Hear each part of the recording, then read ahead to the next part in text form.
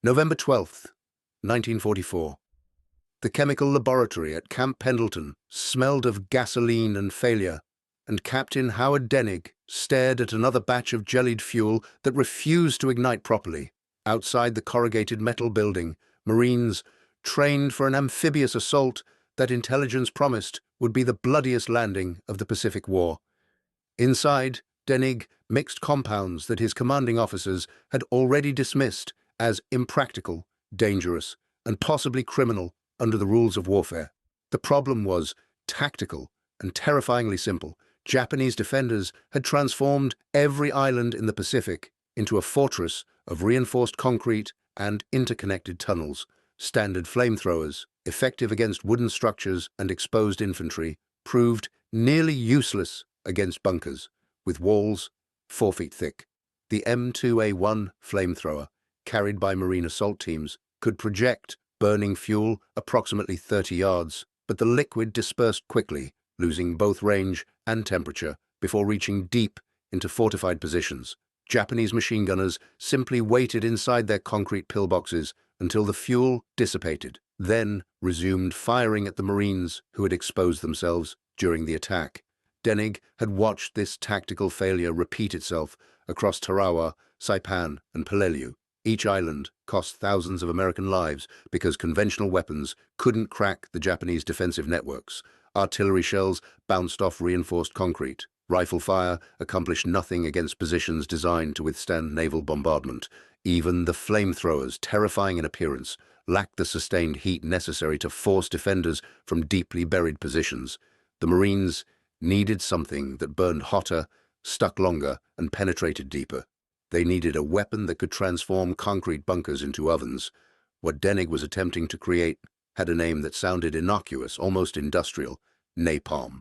The term derived from the aluminum salts of naphthenic and palmitic acids used to thicken gasoline into a gel. But the chemistry was proving maddeningly difficult, too thin, and the mixture behaved like ordinary gasoline, burning quickly without sustained effect. Too thick, and it wouldn't flow through flamethrower nozzles, clogging the weapons and rendering them useless. Denig needed consistency, similar to honey, sticky enough to adhere to surfaces, but fluid enough to be projected through pressure systems. If you're enjoying this deep dive into the story, hit the subscribe button and let us know in the comments from where in the world you are watching from today. The concept of thickened incendiary weapons was not entirely new. During World War I, German forces had experimented with crude flame projectors. Throughout the 1930s, various militaries had tested jellied fuels with mixed results. But the scale of Pacific fortifications demanded something unprecedented. Standard incendiaries designed for European warfare proved inadequate against the reinforced structures Japanese engineers constructed throughout their island empire. The Japanese had learned from the Mediterranean campaigns, studying how Allied forces attacked fortified positions.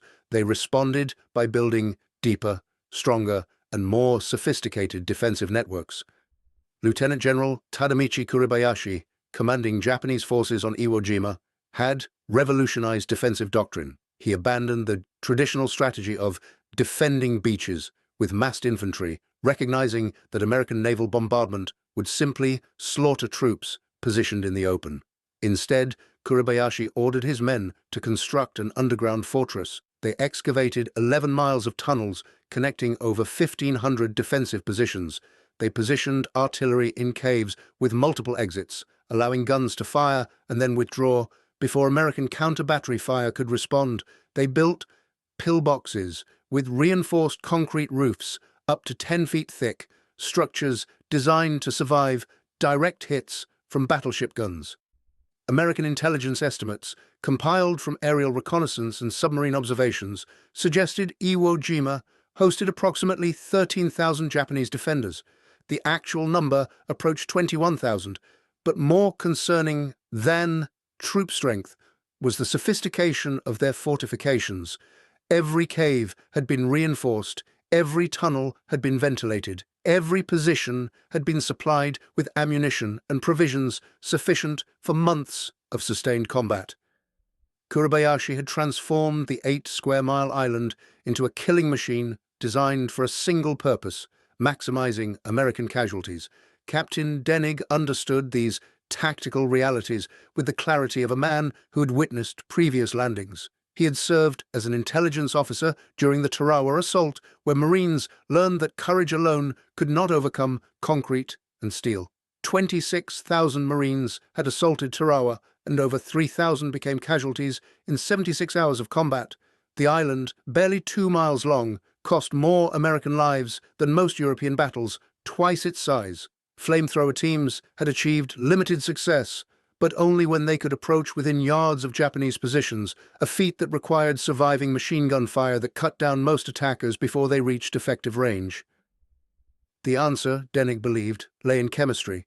If he could create a fuel mixture that burned longer and hotter than conventional gasoline, flamethrower teams could engage targets from greater distances with more lethal effect. The jellied fuel would stick to surfaces, continuing to burn even after the initial projection ceased. More critically, it would generate sustained temperatures capable of consuming oxygen inside enclosed spaces, suffocating defenders who sheltered deep within bunkers. The weapon would transform fortified positions into death traps, forcing Japanese soldiers to choose between burning or abandoning their carefully prepared defenses. But developing such a weapon presented challenges that transcended chemistry. The military bureaucracy viewed incendiary weapons with suspicion bordering on moral horror. International law, specifically the Hague Conventions, contained vague prohibitions against weapons designed to cause unnecessary suffering. Though these conventions predated modern warfare by decades and their applicability remained debatable, many officers, worried about potential war crimes accusations, using fire against enemy soldiers, occupied a grey area in military jurisprudence. Some argued it was no different from artillery or bombing. Others believed incendiary weapons crossed ethical boundaries that civilized nations should observe even during total war. Colonel Marcus Wright, Denig's immediate superior at Camp Pendleton, had made his position clear during their last confrontation. "We are not barbarians," Wright had stated, his voice cold with conviction. "We do not burn men alive like medieval executioners. Find another solution." But Denig had reviewed the casualty projections for Operation Detachment, the planned invasion of Iwo Jima. Conservative estimates predicted 10,000 Marine casualties in the first week alone. More pessimistic analyses suggested the entire 5th Marine Division might become combat ineffective within days of landing. These were not abstractions. These were real Marines. Men, Denig knew personally, who would die trying to dig Japanese defenders from fortifications that conventional weapons could not breach. The moral calculus seemed straightforward to Denig. If jellied fuel could reduce American casualties by even a fraction, the weapon justified its existence. War was not a gentleman's sport governed by antiquated rules designed for conflicts that no longer existed. This was industrial slaughter on a scale that dwarfed historical precedent. The Japanese had initiated this war with surprise attacks and conducted it with documented atrocities against civilians and prisoners. They had fortified Iwo Jima specifically to maximize American deaths. Responding with the most effective weapons available was not a war crime. It was a tactical necessity. Historical documentation maintained by the United States Marine Corps History Division confirms that napalm development occurred under conditions of extreme secrecy and bureaucratic resistance. Captain Howard Denig worked with a team of civilian chemists contracted through the National Defense Research Committee, a wartime organization tasked with developing advanced weapons. The primary challenge involved finding the correct thickening agents that could transform gasoline from a liquid into a gel without reducing its flammability or clogging delivery systems. Early experiments proved disastrous. One formulation created a gel so sticky it couldn't be removed from mixing containers. Another produced toxic fumes that sickened laboratory workers. A third formulation simply wouldn't ignite reliably, rendering it useless for combat applications. Each failure consumed time the Marines did not have. Intelligence indicated the Iwo Jima invasion would occur in February 1945. just 3 months away. If napalm could not be perfected, tested, and deployed before the landing, thousands of Marines would assault fortified positions with inadequate weapons. Denig worked 18-hour days, returning to his quarters only when exhaustion made further experimentation dangerous. His wife, Margaret, had remained in California when most officer families evacuated the coast due to Japanese submarine activity. She understood her husband's work carried urgency that transcended normal military routine, though Denig could not share specifics due to security classifications. In letters home, he wrote vaguely about chemical projects and technical challenges, never mentioning that he was developing a weapon many considered morally questionable. The breakthrough occurred on November 28, 1944, during what Denig later described as a moment of desperate improvisation. Previous formulations had used palm oil as the primary thickening agent, but supplies were inconsistent, and the resulting gel degraded rapidly in tropical heat. Denig suggested trying a mixture of aluminum naphthenate and aluminum palmitate, metallic soaps that could be produced domestically in large quantities. When mixed with gasoline in precise ratios, these compounds created a gel with remarkable properties. It flowed smoothly through flamethrower nozzles, but adhered tenaciously to any surface it contacted. It burned at temperatures exceeding 2,000 degrees Fahrenheit, hot enough to melt steel and certainly hot enough to penetrate concrete fortifications through sustained thermal assault. The test firing took place on a remote section of Camp Pendleton's artillery range, far from observation by unauthorized personnel. Denig had constructed a mock Japanese pillbox using the same reinforced concrete specifications intelligence had identified on Iwo Jima. The structure featured walls 4 feet thick, a ventilation shaft, and a firing aperture designed to protect occupants from external attack. Previous tests using standard flamethrowers had failed to affect the interior temperature significantly. Liquid fuel simply burned off the exterior surfaces without generating sustained heat penetration. 3 Marines from the 1st Marine Division's flamethrower platoon volunteered for the demonstration. Corporal James Mitchell, the team leader, had survived Peleliu and understood exactly what they were testing. "Sir," he had asked Denig before the demonstration, "is this going to work better than what we've got? Because what we've got now gets you killed before you can get close enough to matter." That was the question that had driven Denig through months of failed experiments. Standard flamethrowers required operators to approach within 25 yards of fortified positions. At that range, Japanese machine gunners rarely missed. The average life expectancy of a flamethrower operator in combat was measured in minutes. Mitchell's team loaded the modified M2A1 flamethrower with Denig's latest napalm formulation. The weapon's pressure tank held approximately 4 gallons of jellied fuel, sufficient for approximately 10 seconds of continuous firing. The team approached the mock pillbox from 50 yards, twice the effective range of standard flamethrowers. Mitchell triggered the ignition system, and a stream of burning gel arced through the air like liquid hellfire. The napalm struck the pillbox's exterior and adhered, burning with intense white heat that generated visible thermal waves. What happened next exceeded even Denig's optimistic projections. The jellied fuel did not simply burn on the surface. It generated such sustained heat that the concrete itself began to spall, fragmenting from thermal stress. More critically, the burning gel consumed oxygen from the ventilation shaft, creating a vacuum effect that drew fresh napalm deeper into the structure. Within 90 seconds, the pillbox's interior temperature exceeded 500 degrees Fahrenheit. Within 3 minutes, the mock structure became uninhabitable by any measure. Temperature probes placed inside recorded readings that would cause instant third-degree burns and respiratory failure. The demonstration convinced Colonel Wright, who had observed from a safe distance with growing recognition of what he was witnessing. "This changes everything," Wright said quietly after the flames finally exhausted themselves. The statement carried equal parts awe and horror. Denig had created a weapon that worked exactly as intended, which meant he had created a weapon that would burn human beings alive inside fortifications from which they could not escape. The moral weight of that realization settled over the men present like volcanic ash, but tactical effectiveness trumped moral squeamishness in 1944. The Pacific War had already demonstrated that conventional notions of civilized warfare did not apply to conflicts fought with existential stakes. Japanese defenders had shown themselves willing to fight, literally to the last man, a tactical doctrine that guaranteed maximum American casualties.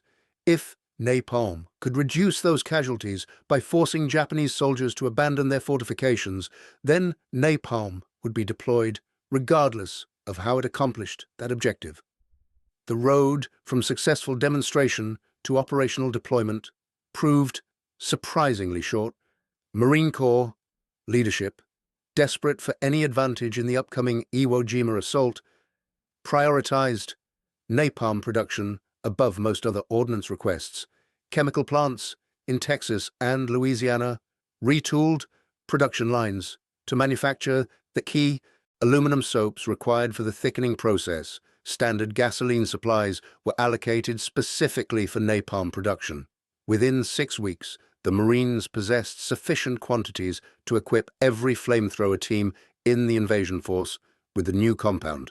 Training flamethrower operators on the new weapon proceeded at Camp Tarawa in Hawaii, where the 3rd, 4th, and 5th Marine Divisions prepared for Operation Detachment. The men received instruction on napalm's unique characteristics, its increased range and burning duration, but also its dangers. Jellied fuel that stuck to surfaces meant any backlash or equipment failure would coat the operator in burning gel that could not be extinguished with water. Standard procedure for treating gasoline burns involved dousing the victim with water or smothering flames with blankets. Napalm laughed at such measures. Once ignited, it burned until the fuel was consumed, regardless of external attempts to extinguish it. Sergeant Robert Dunham, a flamethrower instructor at Camp Tarawa, later recalled the training sessions with mixed feelings. The new stuff was terrifying, he told Marine Corps historians in 1946. We knew it would be more effective against the Japs, but we also knew that if anything went wrong, the poor bastard carrying the flamethrower was going to die screaming. Nobody wanted that job, but somebody had to do it, and the men who volunteered were the bravest souls I ever met. The volunteers understood exactly what they were signing up for. Flamethrower operators became priority targets for Japanese defenders. Enemy machine gunners were trained to identify the distinctive silhouette of flamethrower tanks and concentrate fire on those Marines. First, a single bullet nexus through a fuel tank could transform the operator into a human torch. The addition of napalm made that potential fate even more horrific, but it also made the weapon significantly more effective. The trade-off was brutal but clear. Accept increased personal risk in exchange for increased ability to destroy enemy fortifications and save the lives of fellow Marines. As January 1945 arrived, final preparations for the Iwo Jima invasion reached completion. The island, barely 8 square miles of volcanic rock positioned halfway between the Mariana Islands and Japan, held strategic importance, far exceeding its size. American B-29 bombers flying from Saipan to attack Japanese cities needed emergency landing sites for damaged aircraft. Iwo Jima, if captured and converted into an American airbase, would save hundreds of bomber crews and provide fighter escort capabilities that could dramatically improve bombing accuracy over Japan. The island had to be taken, regardless of cost. Intelligence estimates painted a grim picture. Aerial reconnaissance revealed extensive fortifications but could not penetrate the underground tunnel networks. Submarine periscope observations confirmed heavy artillery, positions and prepared defensive lines. Most concerning, radio intercepts indicated General Kuribayashi had ordered his troops to adopt a new defensive strategy. There would be no banzai charges, no suicidal infantry attacks that wasted Japanese lives for minimal American casualties. Instead, defenders would fight from prepared positions, forcing Americans to dig them out, one bunker at a time. Every position would be defended to the last man. Every tunnel would become a tomb. Every yard of ground would cost blood. Marine planners expected 40,000 casualties in the first month of combat. They were not being pessimistic. They were being realistic based on previous island campaigns. The mathematics of assaulting fortified positions heavily favored defenders. Attackers required numerical superiority of at least 3-1 to overcome prepared defenses. Even with that advantage, casualties typically ran 30 to 40% of the attacking force. Iwo Jima offered no natural cover, no jungle vegetation to conceal advancing troops. The volcanic sand would slow movement and prevent proper entrenchment. The Japanese positions dominated every approach route with overlapping fields of fire. It would be Tarawa, multiplied by 10, Peleliu, without end. Captain Denig received orders to deploy with the invasion force as an observer and technical advisor. If Napalm encountered operational problems, he would be present to troubleshoot solutions. The assignment terrified him more than any previous combat experience. Denig had witnessed battle from command posts and intelligence centers, never from the front lines where flamethrower teams operated.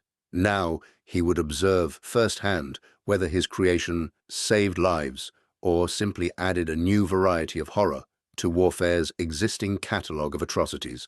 On February 16, 1945, the invasion fleet assembled off Iwo Jima's coast. Over 450 vessels, ranging from battleships to landing craft, carried 70,000 Marines and naval personnel toward the island. The Armada represented American industrial might at its peak, the accumulated production of factories that had retooled entire economies for war. For 3 days, naval guns and aircraft pounded Iwo Jima with the most concentrated bombardment in Pacific War history. 22,000 shells weighing over 1,400 tons struck the island. Dive bombers dropped napalm canisters in what amounted to a beta test of the weapon's effectiveness when delivered from aircraft. The bombing appeared devastating from offshore.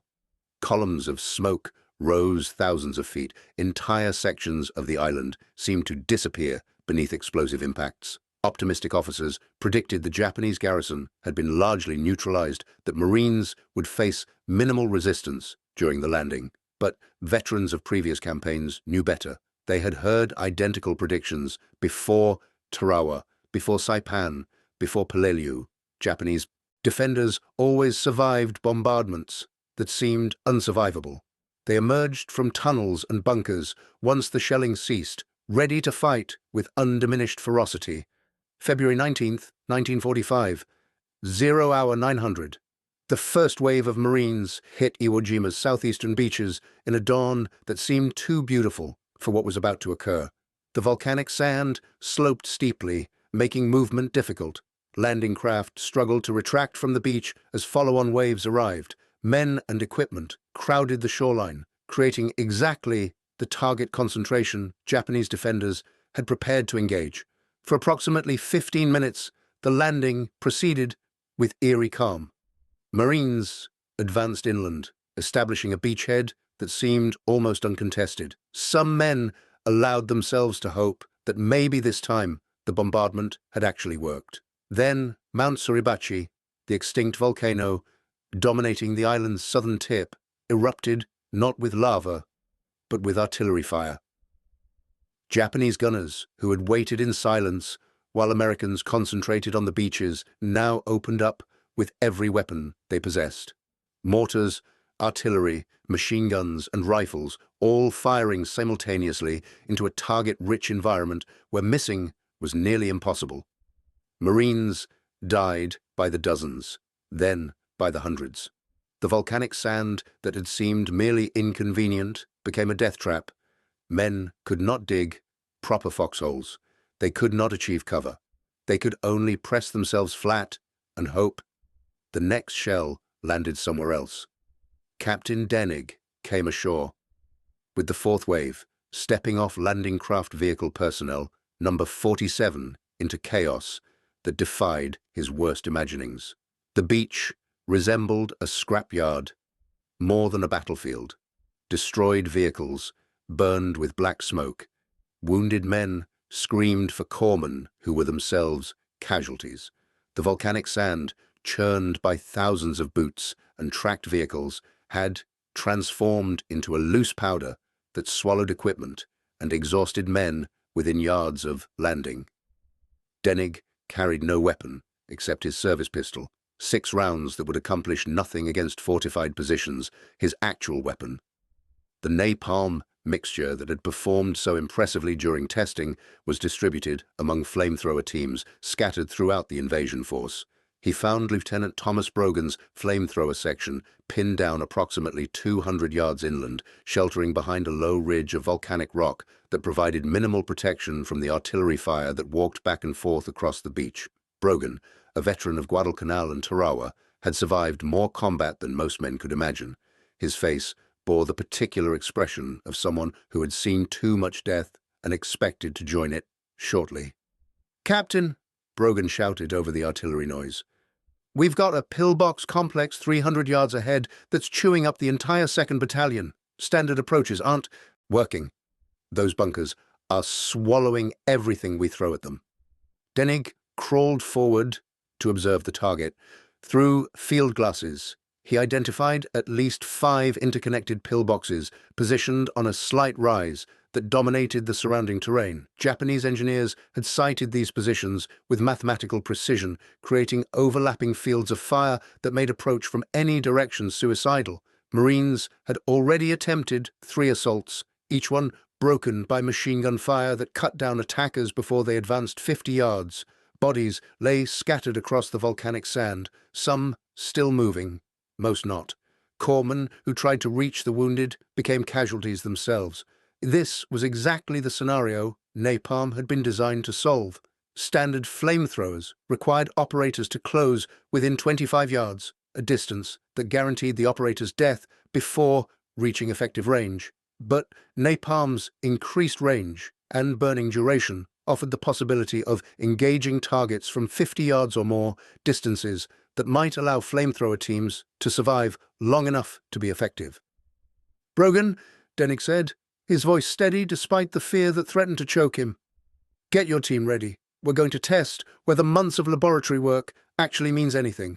Corporal Vincent Palazzo served as Brogan's primary flamethrower operator. The 23-year-old from Brooklyn had volunteered for the assignment despite understanding its mortality statistics. Palazzo's reasoning was simple and brutally pragmatic. "Somebody's got to carry the damn thing," he had told his squad mates back at Camp Tarawa. "Might as well be me. I figure if I'm going to die on some Pacific rock, at least I'll take a bunch of Japs with me." The sentiment was not unique. Every Marine understood that some roles carried higher risk than others. Flamethrower operator topped that list, but men still volunteered because infantry combat required certain Marines to accept disproportionate danger so others might survive. Palazzo checked his equipment with the methodical care of someone whose life depended on mechanical function. The M2A1 flamethrower consisted of 2 cylindrical tanks worn like a backpack, one containing compressed nitrogen for propellant, the other holding approximately 4 gallons of napalm. A rubber hose connected the tanks to a handheld nozzle with an electrical ignition system. Total weight approached 70 pounds, making the operator slow and clumsy. The tanks presented a massive target that drew fire like a magnet. 1 bullet through the fuel tank would end badly. 2 bullets would end catastrophically. The napalm inside Palazzo's tanks represented Denig's final formulation, the mixture that had performed so well during testing. In the laboratory, under controlled conditions, the weapon had seemed almost miraculous. Here, on a beach where men died by the hundreds and Japanese defenders occupied positions designed to resist, every conventional weapon, the napalm, faced its actual test. If it failed, Marines would continue dying in futile assaults against bunkers that conventional flamethrowers could not affect. If it succeeded, those bunkers would become crematoriums, and Denig would have to live with the knowledge that he had created a weapon specifically designed to burn human beings alive. Lieutenant Brogan organized his assault team with efficiency, born from experience. 2 rifle squads would provide covering fire, attempting to suppress Japanese machine gunners long enough for Palazzo to reach effective range. A mortar team would drop smoke rounds to obscure the flamethrower operator's approach. 2 additional Marines, armed with satchel charges, would follow Palazzo, ready to exploit any openings the napalm created. The plan was simple, because complexity got people killed. Hit the bunkers with fire. Get inside if possible. Clear the position before Japanese reinforcements arrived through underground tunnels. The assault began with smoke rounds that transformed the battlefield into a grey twilight. Palazzo moved forward in a crouch, his 70-pound burden making him ungainly but determined. Japanese machine gunners fired blindly through the smoke, rounds snapping past with the distinctive crack of near misses. Denig watched through field glasses, his hands shaking slightly despite his best efforts at control. Everything he had worked for, every hour spent mixing compounds and testing formulations, came down to the next 60 seconds. At approximately 55 yards from the nearest pillbox, Palazzo stopped and shouldered his weapon. The flamethrower's nozzle pointed toward the bunker's firing aperture, a dark, rectangular opening barely visible through the smoke. Palazzo triggered the ignition system, and a stream of burning napalm arced through the air like a meteor. The jellied fuel struck the pillbox exterior and adhered exactly as designed, burning with intense heat that generated visible thermal distortion. But the real effect occurred inside the bunker, where the burning gel consumed oxygen and generated temperatures that made human survival impossible within seconds. The machine gun fell silent. Palazzo adjusted his aim and fired again, this time directing the napalm stream through the firing aperture itself. The burning gel penetrated deep into the pillbox interior, coating surfaces and generating sustained heat that exceeded anything conventional weapons could produce. Japanese defenders inside faced an impossible choice: remain in position and burn to death, or evacuate through rear exits and expose themselves to Marine rifle fire. Either option ended in death, but evacuation at least offered the possibility of dying quickly rather than slowly. 3 Japanese soldiers emerged from a rear exit, their uniforms smoking, their exposed skin already blistering from thermal exposure. Marine riflemen cut them down before they advanced 10 feet. The pillbox that had killed dozens of Americans over the previous hour had been neutralized in less than 2 minutes. Palazzo moved methodically to the second bunker, then the third, repeating the process with mechanical efficiency. Each application of napalm produced the same result: silence from defensive positions that moments earlier had been actively killing Marines. Captain Denig watched the demonstration with feelings that transcended simple satisfaction or horror. The weapon worked exactly as intended, which meant it was working exactly as he had designed it to work. Japanese soldiers were dying by fire inside bunkers from which they could not escape, burning alive or suffocating from oxygen deprivation. The efficiency was remarkable, the morality was questionable, but the tactical effectiveness was undeniable. In 5 minutes, Corporal Palazzo had accomplished what 3 previous infantry assaults could not: the elimination of a fortified position that had pinned down an entire battalion. Word spread through the invasion force with remarkable speed. Marines communicated through a network of runners, radio operators, and simple observation. Other units, trapped by similar pillbox complexes, began calling for flamethrower support.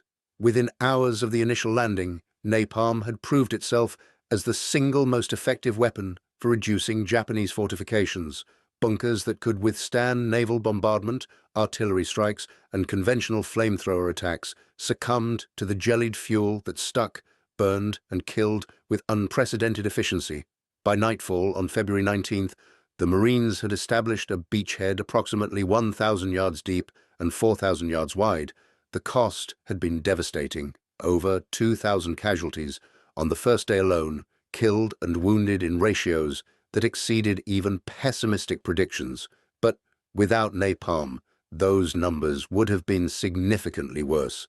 Flamethrower teams equipped with the new compound had eliminated over 40 pillboxes that otherwise would have required costly infantry assaults.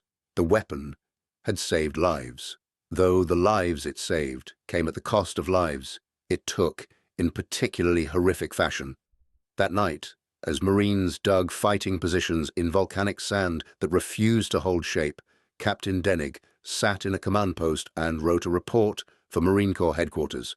His hands still shook slightly, not from fear, but from the accumulated stress of watching his creation employed in actual combat.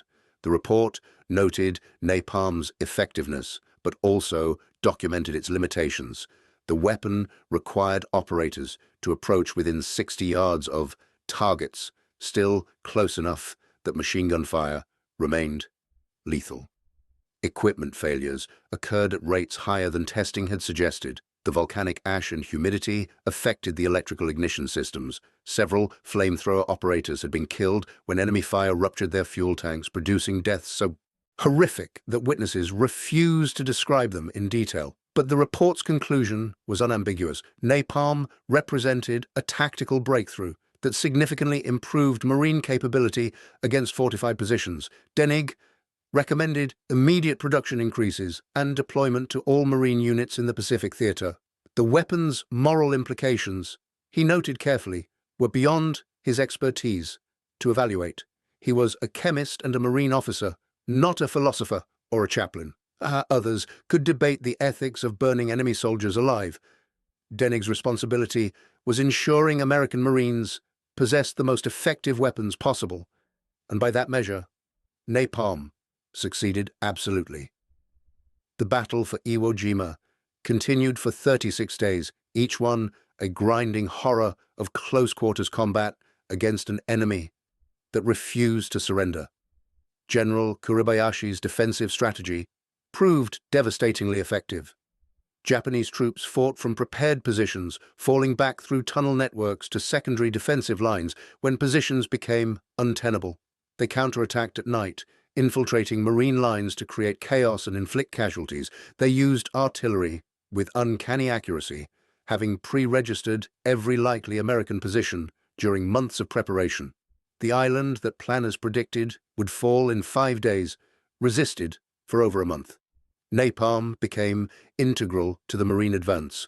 Flamethrower teams operated continuously, moving from bunker to bunker, cave to cave, eliminating defensive positions that conventional weapons could not affect. The statistics, compiled by Marine Corps historians, documented the weapon's impact. Over 350 pillboxes and fortified caves, neutralized primarily through napalm application. Thousands of Japanese defenders killed by fire or suffocation inside positions from which they could not escape. The numbers were clinical, antiseptic. They did not capture the reality of men burning alive inside concrete boxes, screaming until the heat seared their lungs, dying in agony that defied description. If you find this story engaging, please take a moment to subscribe and enable notifications. It helps us continue producing in-depth content like this. Corporal Vincent Palazzo survived the first week of combat, an achievement that defied statistical probability for flamethrower operators. He eliminated over 20 fortified positions during that period, becoming something of a legend within his battalion. Other Marines would point him out, whispering about the Brooklyn kid who walked through machine gun fire like he was bulletproof. But Palazzo knew better. He wasn't bulletproof. He was simply lucky, and luck on Iwo Jima was a finite resource that depleted with each engagement.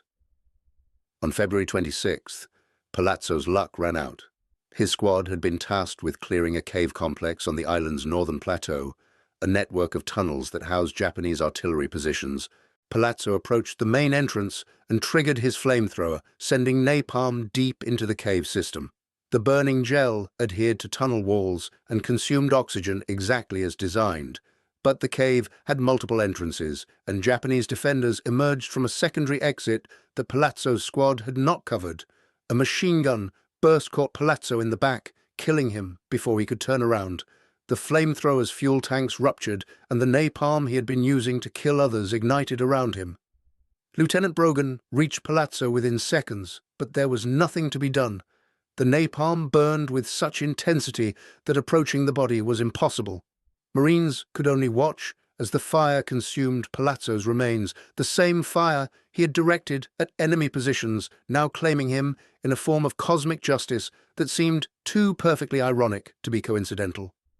Brogan later wrote to Palazzo's family, describing their son's death in vague terms that omitted the specific horror of how he died. The letter mentioned bravery and sacrifice, accurate enough, but incomplete. Some truths were too brutal to share with parents who would spend the rest of their lives mourning a son who died before his 24th birthday. The pattern repeated itself throughout the campaign. Flamethrower operators achieved remarkable success rates against fortified positions, but died at rates that exceeded every other military occupational specialty. Marine Corps records documented that flamethrower operators suffered casualty rates approaching 70% on Iwo Jima. Of the men who carried napalm into combat, fewer than 1 in 3 survived unwounded. The weapon was effective, but its effectiveness came at a cost measured in American lives as well as Japanese. Captain Denig observed these casualties with growing anguish. He had created a weapon to save Marines, and it was saving Marines, but it was also killing the specific Marines who operated it. The moral calculus became impossibly complex. How many infantry lives justified one flamethrower operator's death if eliminating a pillbox saved 10 Marines but cost 1 operator? Was that trade acceptable? Military doctrine said yes. Basic mathematics said yes. But Denig increasingly struggled with answers that seemed obvious on paper but felt monstrous in practice. On March 10th, Denig received orders to return to the United States. The Marine Corps wanted him to oversee expanded napalm production and train additional flamethrower teams for the planned invasion of Japan. Operation Downfall, the proposed assault on the Japanese home islands, would dwarf Iwo Jima in scale and casualties. Planners estimated American losses could exceed 1 million killed and wounded. Every weapon that could reduce those casualties, however marginally, demanded maximum production and deployment. Napalm had proved itself on Iwo Jima. Now it would be mass-produced for use in the war's final campaign. Denig left Iwo Jima on a hospital ship carrying wounded Marines back to Hawaii. The ship's holds were packed with men missing limbs, blinded, burned, psychologically shattered by combat that exceeded human endurance. Denig walked among them. This chemist, who had never fired a rifle in combat, surrounded by Marines who had paid physical costs he would never personally bear. Some recognized him and thanked him for the napalm that had saved their units. Others stared at him with expressions that suggested they blamed him for creating a weapon that made war even more horrific than it already was. Both reactions were probably justified. The ship's medical officer, Commander Richard Hayes, found Denig on deck one night, staring at the ocean with an expression Hayes recognized from treating combat trauma. "Captain," Hayes said quietly, "you look like you need to talk." Denig shook his head, but began talking anyway, the words spilling out in a confession he had not intended to make. "I created something that burns men alive," he said. "I knew what it would do. I designed it specifically to do that, and it works. God help me, it works exactly as I intended." Hayes listened without judgment, his medical training preparing him for such conversations. "Did it save American lives?" he asked. Denig nodded. "Probably thousands. The bunkers we were facing would have cost us 10 times the casualties without napalm." "And then you did your job," Hayes replied. "War is about killing the enemy efficiently enough that your own people survive. You created an efficient killing tool.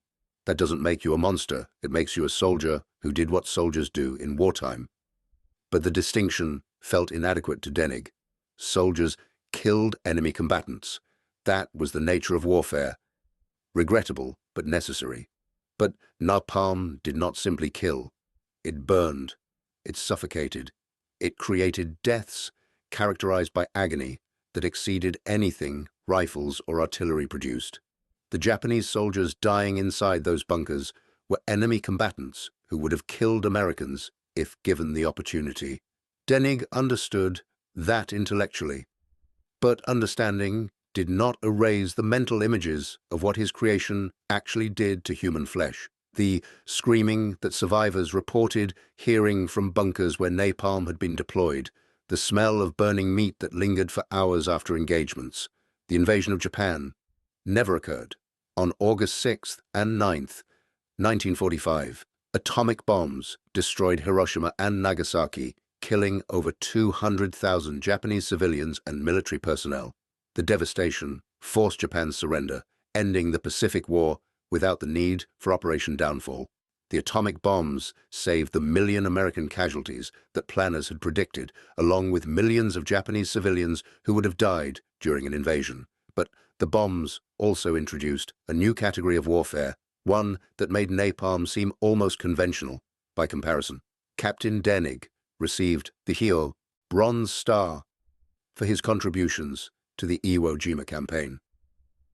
The citation praised his technical expertise and dedication to improving Marine combat effectiveness. It mentioned napalm only obliquely, referring to advances in flame warfare technology.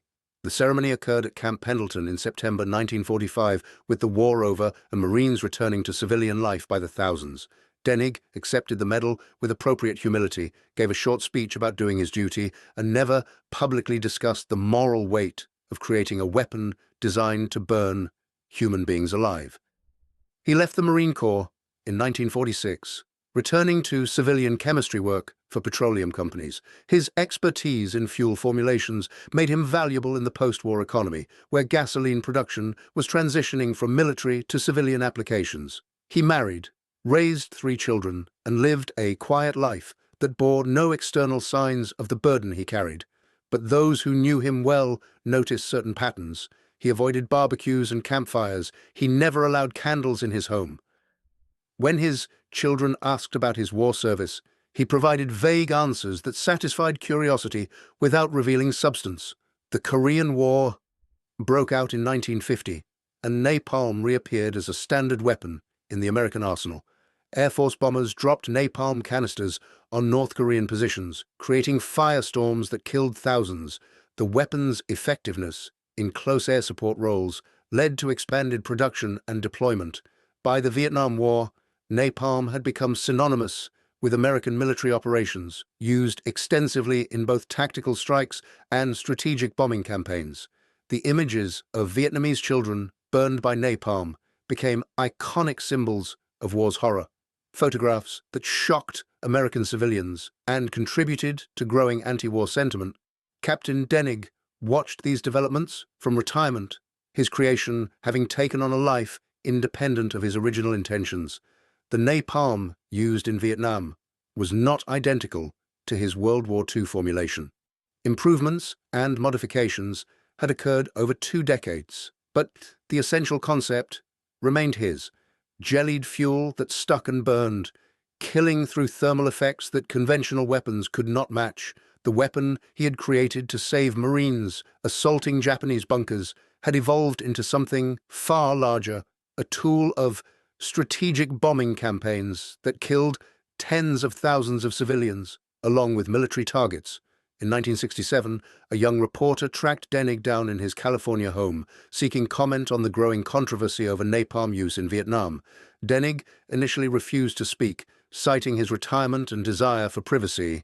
But the reporter persisted, arguing that Denig had a moral obligation to address the legacy of his creation. Finally, Denig agreed to a brief interview, his only public statement about the weapon he had developed 22 years earlier. "I created napalm to save American lives," Denig told the reporter. "That was my goal, my only goal.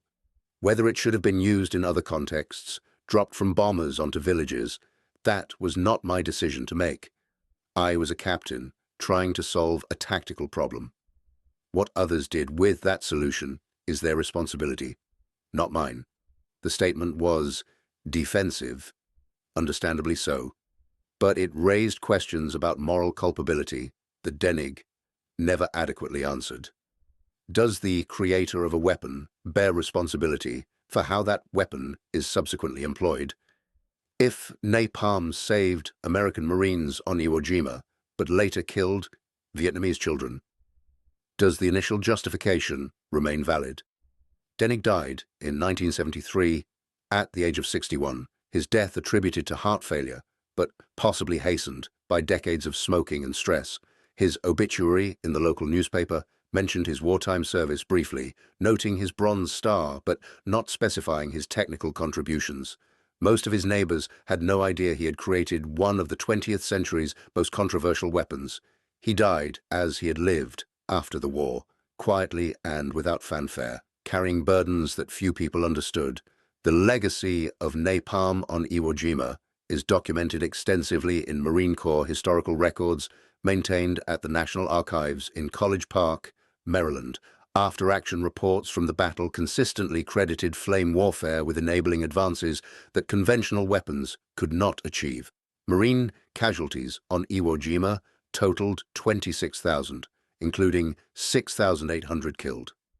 Without napalm, casualty projections suggest those numbers would have been significantly higher, possibly exceeding 35,000 total casualties. The weapon saved thousands of American lives at the cost of creating deaths characterized by suffering that exceeded most other combat experiences.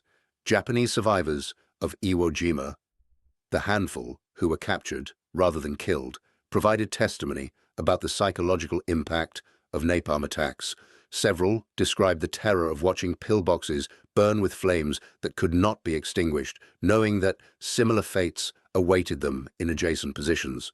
One survivor, former Corporal Takeshi Yamamoto, told American interrogators that napalm had been more frightening than artillery or aerial bombing because it left no possibility of survival. Artillery. You could survive by hiding deep enough, he said through a translator. Bombs might miss you. But the burning gel found you wherever you hid, and once it touched you, you were already dead. You just didn't know it yet. This psychological dimension of napalm warfare extended beyond Iwo Jima. Throughout the Pacific Theater, Japanese defenders learned to fear flame weapons above all others. The knowledge that certain American units carried napalm affected defensive planning and troop morale.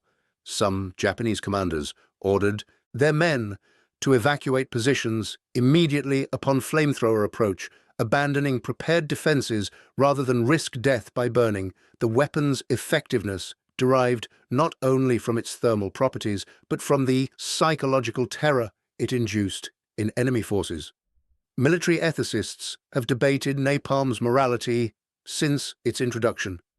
Some argue that all weapons cause suffering, and napalm is no worse than artillery fragmentation or bullet wounds that lead to slow death from blood loss. War is inherently inhumane, this argument goes, and attempting to categorize certain weapons as more or less ethical is meaningless sophistry. The only relevant measure is effectiveness. Does the weapon accomplish its tactical objective with acceptable costs to friendly forces? By that standard, napalm succeeded absolutely on Iwo Jima. But other ethicists contend that weapons causing unnecessary suffering violate principles of just warfare that civilized nations should observe even during total war. Burning people alive, they argue, crosses a threshold that rifles and conventional explosives do not. The suffering inflicted by napalm exceeds what military necessity requires. Alternative methods existed for reducing fortified positions, they claim, methods that would have accomplished similar objectives without resorting to weapons specifically designed to maximize human suffering through thermal effects. The truth likely exists somewhere between these extremes. Napalm was neither a war crime weapon that should never have been developed, nor a morally neutral tool equivalent to any other combat armament. It was a tactical solution to a specific problem, effective within its designed parameters, but carrying moral costs that its creators and users had to accept. Captain Denig created napalm to save American Marines from dying in futile assaults against bunkers that conventional weapons could not affect. By that, narrow measure, he succeeded. Whether that success justified the weapon's subsequent evolution into something far deadlier and more controversial remains a question without satisfying answers. The flag raising on Mount Suribachi occurred on February 23, 1945, 4 days after the initial landing. The image, captured by photographer Joe Rosenthal, became the most iconic photograph of World War II and symbolized American victory in the Pacific Theater. But the flag raising occurred while fighting continued across most of the island. Marines still died daily in combat against Japanese positions that refused to surrender. Napalm continued to be employed against bunkers and caves throughout the final 3 weeks of battle. The weapon that had enabled the initial advance inland remained essential for final victory. On March 26, 1945, organized Japanese resistance on Iwo Jima officially ceased. General Kuribayashi had been killed sometime during the final week of fighting, his body never positively identified. Among the thousands of Japanese dead of his original garrison of approximately 21,000 men, only 1,083 were captured alive. The rest died in combat or committed suicide rather than surrender. The Marines who secured the island had paid in blood for every yard of volcanic rock, but they had accomplished their objective. Iwo Jima became an American airbase that saved hundreds of B-29 bomber crews over the final months of the war. Among the weapons that made that victory possible, napalm stood out for its effectiveness against fortifications that had been specifically designed to resist every other form of attack. The jellied fuel that Captain Howard Denig had perfected in a laboratory at Camp Pendleton had proved itself in combat under the worst possible conditions. The weapon worked exactly as intended, which meant it burned Japanese soldiers alive inside bunkers from which they could not escape, creating deaths that were simultaneously tactically necessary and morally troubling. The story of napalm on Iwo Jima is not a simple narrative of heroic innovation or war crime horror. It is a complex account of how tactical necessity, scientific capability, and moral ambiguity intersect. During total war, Captain Denig created a weapon to save American lives, and that weapon did save American lives, thousands of them. But it also created new categories of suffering and set precedents for weapon development that would extend far beyond World War II into conflicts where the moral justifications became progressively less clear. In the end, napalm remains what it was designed to be, an effective tactical weapon for reducing fortified positions through thermal effects.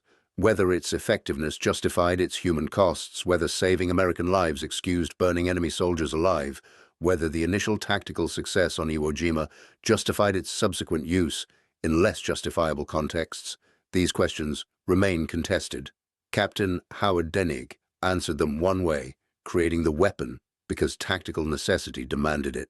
Others answered differently, arguing that some weapons should never be developed regardless of their potential effectiveness. What remains undisputed is the weapon's impact on Iwo Jima. Napalm changed that battle's course, enabling Marines to overcome Japanese fortifications that had been specifically designed to maximize American casualties. The weapon saved thousands of American lives at the cost of creating particularly horrific deaths for Japanese defenders. That trade-off was acceptable to military planners in 1945, operating under the logic of total war, where enemy casualties mattered only insofar as they contributed to Allied victory. Whether that logic remains defensible 7 decades later is a question each person must answer according to their own moral framework. Thank you for watching. For more detailed historical breakdowns, check out the other videos on your screen now, and don't forget to subscribe.